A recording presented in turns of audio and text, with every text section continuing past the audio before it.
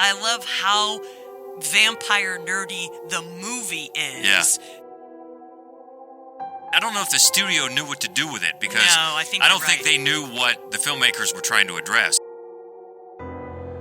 That is one of the most heartbreaking characters in all of horror. And welcome to Fright Club back here at Gateway Film Center, Columbus, Ohio, on a great Friday night where we are every month, the second Friday of the month, doing Fright Club Live. Thank you for coming out tonight. A lot going on. We've Loads. got a fun topic, we've got a really good movie, and we've got a couple quick announcements. Right away, we want to thank Gateway Film Center, of course, and our online partner, Ginger Nuts of Horror at gnofhorror.com. The website that celebrates all things horror. If you're not checking them out, you ought to. You're going to find all kinds of crazy cool things, including this month, an interview that I did with film director Zach Parker. I caught up with him. He directed the movie Proxy, and I caught up with him at Nightmares Film Festival. There's a nice interview on Ginger Nuts of Horror about that. Yeah, Nightmares this year. They did the 10th anniversary screening, and he was here, of course, and Joe Swanberg was here. Yep. So that was very cool. Got to speak with him a little bit, and then for your interview. So that was fun. Nightmares Film Festival actually was the last episode of Fright Club. It was the new distribution panel. Correct. Which is always insightful. And speaking of Joe Swanberg, he was That's on right. it. And Hope was on it. I was also on it. I had much less insightful things to say than Joe Swanberg, but I was there. So that's good. If you missed it, it's some really good. If you're a filmmaker or into filmmaking, some really, really good advice. And that's the last episode that's still up now for streaming if you want to check it out. But tonight, though, we're talking about teenage monsters. And as we have been doing the last few months, we're showing a short film, a really, really good short film Yes. that we got to see from Nightmares, 2 years ago? Yeah, 2023 Nightmares. And then an extra bonus, we're going to throw in the micro short, part of an anthology that we've been working on. Yes, it's a sneak peek. So we're making a short film called Villain Diaries. We're working with Columbus studio, Mills James. And it's sort of an anthology of micro shorts. And so we have a sneak peek. We have one of those micro shorts to share with you today. Yeah, really fun. Yep. So that'll be first. And then Thingamajig is the So short cool. film. Yeah, you're going to love it. Yeah. Just Yeah. people that have seen it, Yeah. Fantastic. It's a great movie. And then we're going to show one of the films we're talking about tonight as we talk about teenage monsters. And no, I'm sorry to break your hearts, Twilight does not apply here. So I know. Haters going to hate. But That's right. yeah, I guess you're right. That's right. But we do have some good honorable mentions for teenage monsters. Yeah, so there's one, if you've been here before, know, we love the movie The Lure. We love to think of mermaids as they're meant to be thought of, as monsters who will devour you. And so one of the teenage monster movies I really enjoyed was Blew My Mind, B-L-U-E, where it's a metamorphosis. It's almost like a werewolf movie, except what she's actually turning into, she realizes as she hits puberty, is a bloodthirsty mermaid, which is super cool. That was a very fun one. Also, and really, the reason that this didn't make it is because I'm not sure I would give Monster, but The Craft is a great movie that equates adolescence and sort of monstrosity. Maggie. Yeah. Schwarzenegger, one of his best performances Yeah. in a much smaller movie. and but Abigail Breslin. No, Abigail Breslin. Is that the right first was it name? Abigail Breslin? Yeah. Plays his teenage daughter who is turning into a zombie. A great werewolf movies. They're great for sort of the teenage monster because you get the sort of... They're great always. They are great always. There's never a good reason not to watch a werewolf movie, but the idea of, when hormones hit, sort of becoming a monster, losing control of who you are, it works very well, the metaphor does, for werewolf movies and adolescents. So one great one that you might have missed is called When Animals Dream. It's a weird one. It is a weird one. We worth checking enjoyed out. that one. That was a good one. Obviously, Teen Wolf, Yes. clearly. Much beloved. My Halloween costume every year. That's right, George's Teen Halloween Wolf. costume every year. Love that. Which was also a bit of a riff on the old Michael Landon classic. I Was a Teenage Werewolf. Yes. Which is not going to make the final list, but No. it was worth a mention. My mom Honorable had a mention, massive yeah. crush on Michael Landon when I was a kid, so... Little House on the Prairie, Michael? Yeah. That was some hair. That was some hair. So honorable mentions for teenage monsters as we get into our top 5, and a great one to show tonight. And we'll get on it because we got to make room for these two great short films. So number 5, this is one from 2009. A newly possessed high school cheerleader turns into a succubus who specializes in killing her male classmates. Can her best friend put an end to the horror? Jennifer's Body. Jennifer's evil. I know. No, I mean, she's actually evil, not high school evil.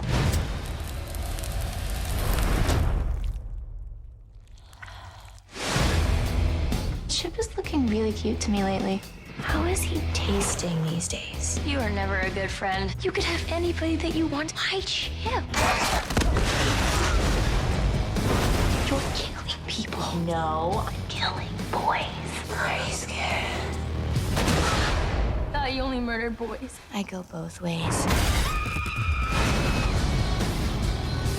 I will finish you if I have to. Okay. You can barely finish gym class. I want to point out really quickly, even though every synopsis says she's a cheerleader, she's on Flag Squad, which I remember even as I watched it the first time thinking, bravo, that's much more interesting than she's a cheerleader. I thought she was in the Happy Hands Club. Or that's that's something else. Napoleon. That's a whole other movie. She wishes. This was obviously a no-brainer. It's such a great, and that's the thing about almost all of these movies. It's just this equation of adolescence and sort of teen angst and every ugly thing that happens in high school with a transformation into becoming a monster. And this Diablo Cody, Oscar winner Diablo Cody, wrote this movie, and it's so full of feminist rage and humor. Amy Sedaris plays Amanda Seyfried's mother, which is awesome. Love that. There's just, the casting is just spot on. And then Karen Kusama directed it. And one of the things I loved about it is that even though Megan Fox is playing the hot girl, which is what she always has played, but she actually has a character here. Like she has a character arc, and you feel for her. And also you're like, I don't know, is it that bad that she's eating these teenage boys? I'm not sure how much value they have. And also because she is hot normally, when she's not and is emaciated because she has to feed, then that becomes even more stark, and it's even more of a contrast. And you're right, there's some great humor here. And early on, when it first came out, unfortunately, it didn't do that well. Then it became a well-deserved cult classic after that. But it kind of, I don't know if the studio knew what to do with it, because I don't think they knew what the filmmakers were trying to address. And I think they were probably interested in more of, because of Megan Fox, marketing it to teenage boys. Right. Which they're in for a surprise. It's not for you. They just saw that scene of her swimming, swimming to the lake and said, "Oh, okay." It's a good one. It's it really, is a really good funny. one. Also, and some blood. And Adam Brody is great in this movie, and it's really the first, I think, horror film I remember seeing him play that smug guy, and he's just done it now in like 15 since then. Always pitch perfect. He does it well. He does do it so well. But in this one, they sang 8675309, which was particularly funny. And the band Low Shoulder is the band name, right? Yeah, Low Shoulder in this. Yeah, not a great band name, but you remembered it. Yeah, but effective for Jennifer's Body, 2009. And I know this is one, before it got made, it was on that blacklist, which is the most well thought of undeveloped or unmade scripts. Yep. Diablo Cody, obviously. Has gone on to some great things, and this one was another one that gets rumors of a sequel. I think she has said, Diablo Cody has said that she's not done with it in her own mind, but it hasn't come to pass as of yet. So we'll see. From 2009, Jennifer's Body, that's our number 5. Let's go up to number 4 from 1985 version, although the reboot of this is not bad either. He's a teenager believing that the newcomer in his neighborhood is a vampire. He turns to an actor in a television-hosted horror movie show for help to deal with the undead in Fright Night. What would you do if you accidentally discovered the house next door was occupied by something not human? Something horrifying. Something unspeakably evil. No one believes you. Mom, I didn't have a nightmare. Not your mom. They did kill a girl over there. Not your girlfriend. Charlie, is this some sort of a trick to get me back? Not even the police. Look, I know it's crazy. I know that, but look, Lieutenant! It knows that you know. You'll do anything to protect yourself, but it will do anything to protect its secret.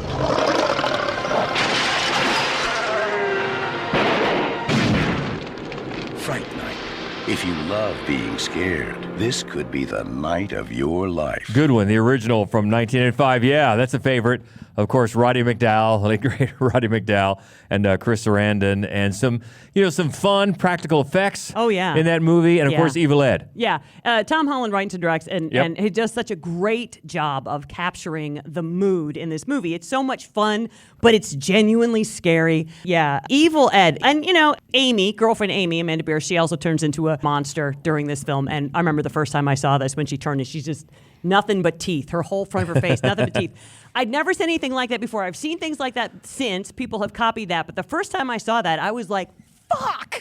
It was very effective, but it's really Stephen Jeffrey who plays Evil Ed. That's the one. That is one of the most heartbreaking characters in all of horror. He's such a goof, and he's so unloved, and then what happens to him? Yeah. And he finally feels like he belongs and that he has power, and he just doesn't. Oh, he just breaks my heart. I love Evil Ed. Yeah, and this one pays a lot of homage to the vampire rule that was actually created from Hammer horror of the pure. It's got to be a pure wooden stake through the heart. That doesn't go all the way back to the beginning of Dracula or vampires. That was something that came up through vampire horror movies, and they used that. But it is a lot of fun, and then it was rebooted. I forget the year that was rebooted with Colin Farrell. Yeah. But I thought that one was pretty decent. Yeah, we were, I think, at the time, the only two humans on the planet who enjoyed it. Everybody That's else crazy. just... I know. I still think it's fine. It's quite a good movie. Do we not like the reboot? Yeah. Yeah, it's a good remake. Yeah. It is. I think it's pretty decent. But this one, and I think not too long ago, obviously not all of them are still with us, but I think they just had a big reunion. I saw a picture of the cast that's still, because it's coming up, next year is going to be obviously 40 years of Fright Night, which is nuts. Yeah. Number 4 on our list of teenage monsters, definitely a good one there for the original Fright Night. Moving up to number 3 from 1998, when Casey Connor, Harrington High School's newspaper photographer, witnesses the murder of a nurse and sees her alive again, he decides to investigate the bizarre happenings in the faculty. The students at Harrington High have always suspected their teachers were from another planet. Is this gonna be on the test? This is the test. This time, they're right.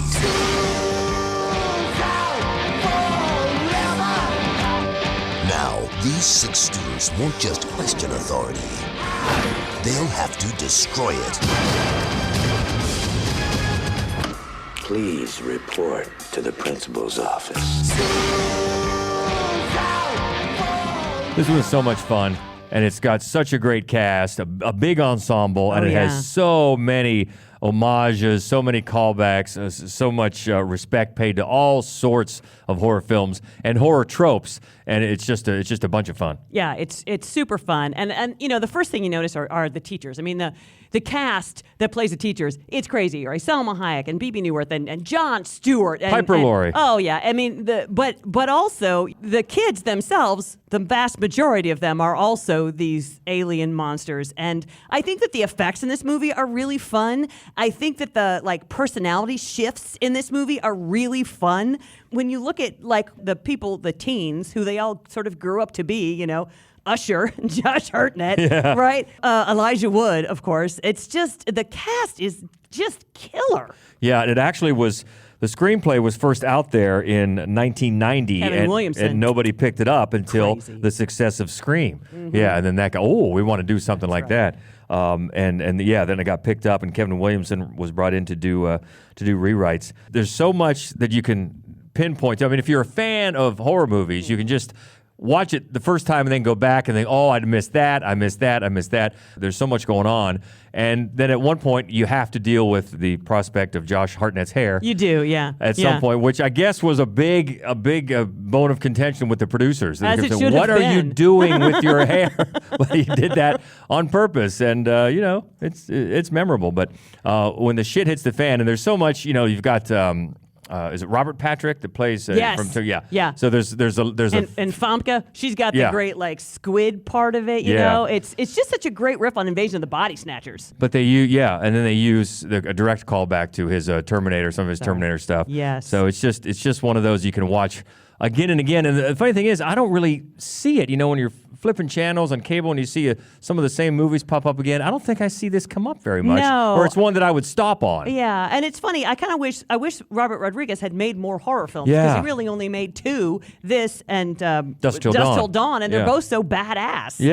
Yeah, so much fun. And actually, I'm sorry, Grindhouse. So 3. oh yeah, okay. Yeah, 3. What was I thinking? Grindhouse, yeah. And actually, one little tidbit I just found out: the official score for this was released for the first time just last year, and that was revealed that several tracks had already been hastily retooled to be used in Halloween H2O.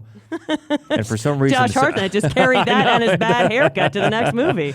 That just came out last year. So always a fun time to visit with The Faculty from 1998. That's at number 3.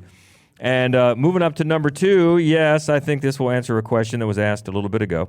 This is from 2000. 2 death-obsessed sisters, outcasts in their suburban neighborhood, must deal with the tragic consequences when one of them is bitten by a deadly werewolf in Ginger Snaps. All it takes is one night and one bite. Let's get out of here.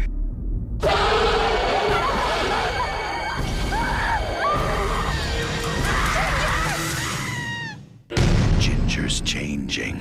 How do you feel? Wicked.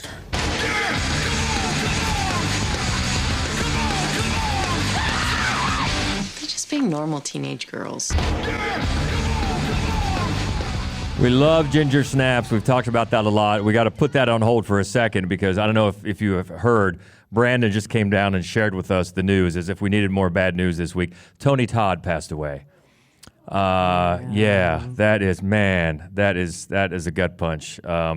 We've talked about him, obviously, on the podcast many times. We tried to get him on because a few years ago, we noticed he followed us. Yeah. And we about shit our pants. Yeah.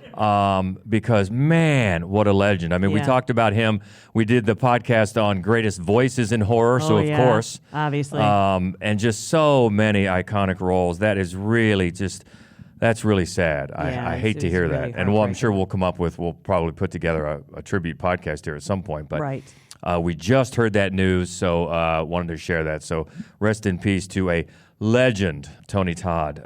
But back to Ginger Snaps, yeah. And they were committed from the beginning to practical effects. And I think these are kind of fun. And I think one of the most dangerous genres to commit to practical effects Werewolf. is the werewolf Yes, movie because exactly. of how difficult the transformation can be. And if you can do it, though, it's so much better than if you do digital. Yes. And I really love, and that they give the werewolves in this movie a different look, their own look. And it is really, it's not like it's got a light touch about its metaphor, No. She gets her period for the first time.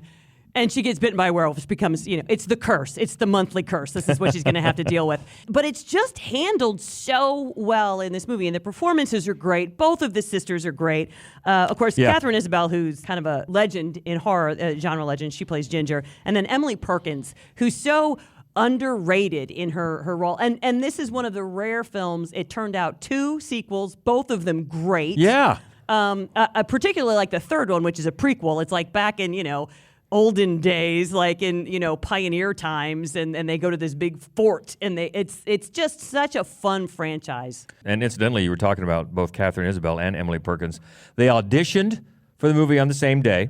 They were born in the same hospital, attended the same preschool, elementary school, and private school, and worked for the same talent agency. So I guess it was meant to be. This was another one that didn't get a lot of success until HBO began airing it in the early 2000s, and then it started to pick up interest from the North American horror fans.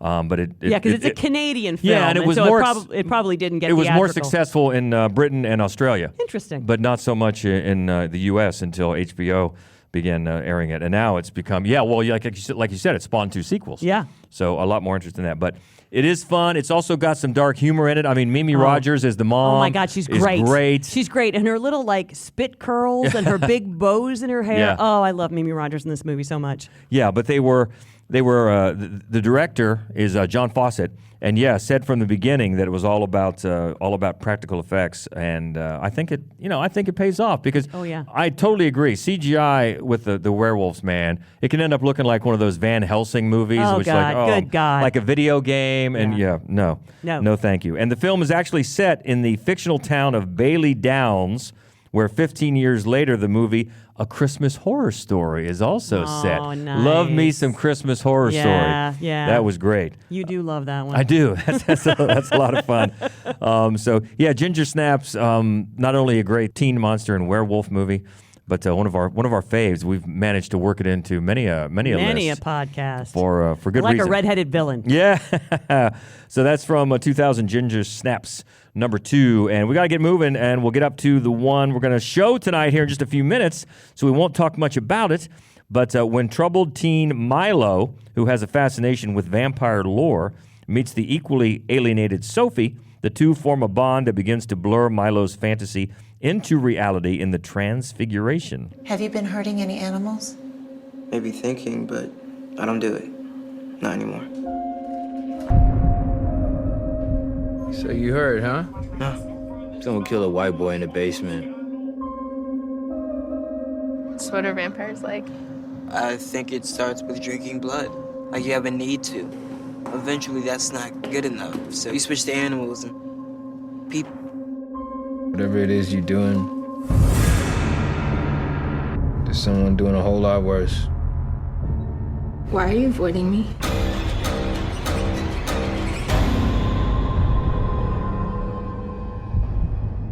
So I know Brandon has seen this. Who else has seen this movie? Okay. Oh, just Deb. Okay. A couple. Well, we're not going to talk much about it. No. We want you to talk about it with us when it's over. But we'll point out that the writer-director is Michael O'Shea. This was his full-length feature debut, and at the time, he submitted it on a whim to the Cannes Film Festival, and it got in. Yeah, it's just a remarkable movie. I can't wait to hear what you guys think of it. Just be on the lookout. There's a Lloyd Kaufman sighting, and there's also a Larry Fessenden. Yes. So exactly. two genre favorites. So that's coming up here in a few, and we'll talk to you about it after. But there is a lot coming up here in the next few weeks on Fright Club. First of all, our next Fright Club will be in the studio, and we're going to, speaking of werewolves, that's right. We're going to do best werewolf horror movies with the Beast of Walton Street director Dusty Austin. Many of you, and many of you know her from Nightmares Film Festival. That's right. So we've been wanting to get her on the podcast for a while. She is really an expert in werewolf movies in particular. So we're excited to talk about that with her. Love that. And share some news about you're going to be able to get your grubby little hands on a copy of Beast of Walton Street. So that's very exciting news. And then also a week from Tuesday, which will be the 19th. The 19th. We've been working. We got an offer here just the other day and been furiously putting this together. A24 has a new movie coming out called Y2K. Okay, and we're going to host the preview screening here at Gateway on Tuesday the 19th. So we'll be putting out more info about that on our socials here very soon. There will be a pizza party. There will be 90s era cocktails. There will be some trivia and some games and some prizes. Yeah, and prizes. And there's going to be some, I don't know what legally we can say about free drinks, but there may be some. There may be some, is what I'm saying. That's right. But this should be fun. Yeah, we're so glad they reached out to us about putting this together. We'll probably have the party up in the upstairs lounge, and then do the screening. Yeah, Festival Lounge. Your first chance to check out Y2K. And then the last announcement. So our December Fright Club normally would be on the second Friday of the month. We're pushing it. We're pushing it to the third Friday of the month. For two good reasons. Number one, December the 20th is my birthday. What?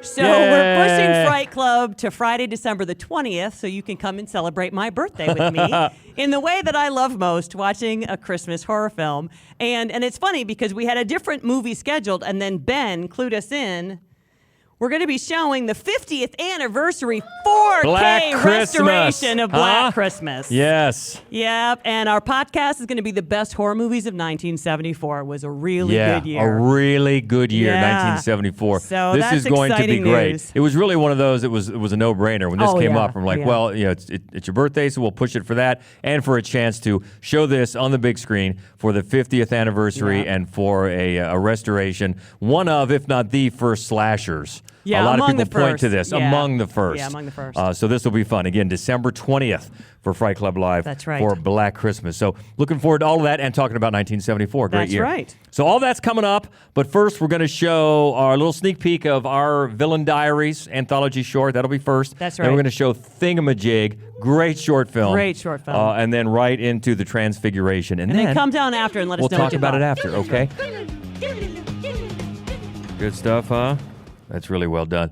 And especially the second time that I've seen it, Lewis is fascinating to me. He is, yeah. He just never gets off the couch. Right, and all the shows he's watching, most of the time they have to do with lawyers, Yeah. some sort of get-rich-quick thing. Mad Money Guy from the app. Yeah, Mad Money Guy. Yeah, it's fascinating. I was just paying more attention to it this time. But that conversation they have about someone's always doing something Yeah, work, that's very important. That just kind of Oh, hangs yeah. in the air. Yeah. And he's a fascinating character. Yeah, and it's a nice bit of, as a lot of horror movies are, obviously, bit of social commentary. Oh, for sure. In a different way. And the characters are so, Milo is so sympathetic, even when he's obviously doing horrible things. Yeah. But in his face and his eyes I love his little face. are so expressive. He has, I Yeah. know. He's just like a perfect circle. He's got such a round face and those eyebrows and big eyes. It's like you can't not just love that little face. Yeah, I love Milo. Eric Ruffin is the actor's name. Yeah. And I love the vampire nerdery. Like, I love all of the Martin. This movie reminds me so much of the movie Martin to begin with. I loved that. Of course, I love the Nosferatu references. Yeah. I love the VHS tapes that he's got parked up there. He's got Lost Boys. He's got Fright Let the Night. Right One In. I love all. I love how vampire nerdy the movie is. Yeah. To kind of authenticate how vampire nerdy Milo is. And I think you could have a drinking game based on how many times Milo says the word realistic. and you'd be plowed by the time you were done. What do you think? It was interesting. I liked the sound, the music. Yeah. I actually had this thought. How many vampire films did you not recognize, Hope? You know what? That's a good question because there were at least 2 that he was watching that I don't recollect. And then there was one where the brunette shows up all bloody, and I know it, and I haven't thought of the title of it yet, but there were at least 2 I did not recall. Yeah, along with all the vampire references, I'm definitely adding most of these to my watch list. I definitely think it was one of the most darkest movies I've ever seen. Not only because of the environment, but also the social commentary. Yeah. And the performances from the 2 lead actors are just so fascinating. Yeah, we were thinking when it was going on that Milo, as you said, his name is Eric Ruffin, hasn't done anything else that we know of. No. And Michael O'Shea, the filmmaker, I'm not familiar. Now, Sophie, Chloe Levine, has been in a couple of our friend Jen Wexler's films. Yeah. The Range. She's The Ranger Sacrifice Game and the Sacrifice also Game. The Ranger. Yeah. Great to see her. Yeah, I know. It's amazing. So I just wanted to say this movie reminded me of a mixture of Habit, that movie Habit. Oh, yeah. Mixed with Kids. It kind of gave me that gritty feel, you know what I mean? And I really loved the whole vibe. And they did a great job of fantasy sequencing me, tricking me at the end with, because a lot of movies, do the dream sequence or fantasy. Yeah. But the way they did it was so realistic. When he went to kill her, and I thought that was it. And you said realistic, ding, ding, ding. Yeah, there you go. But I love this movie. And is it on Blu-ray? Do you know? Is it? I don't know. I'm going to look into it. It's interesting you mentioned Habit, though, because, of course, Larry Fessenden, who pops up. But it does have that very New York vibe about it, super very indie. much so. And it's got kind of say with Kids, a throwback 90s indie style about it. 95 through 2006, which is when this was made, right?